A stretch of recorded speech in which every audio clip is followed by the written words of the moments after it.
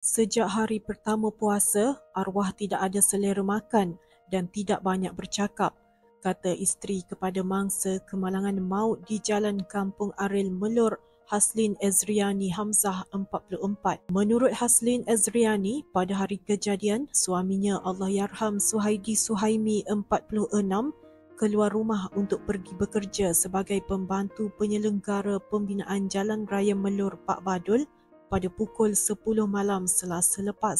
Dia berkata suaminya pernah berkhidmat sebagai guru selama 15 tahun dan bersara awal. Jelasnya pada malam tersebut juga dia berasa sangat mengantuk dan terus tertidur sebaik sahaja suaminya keluar dari rumah. Allahyarham mempunyai dua anak, Muhammad Amar Naufal 18 dan Ahmad Danish Muzaffar Ahmad Faturni 17.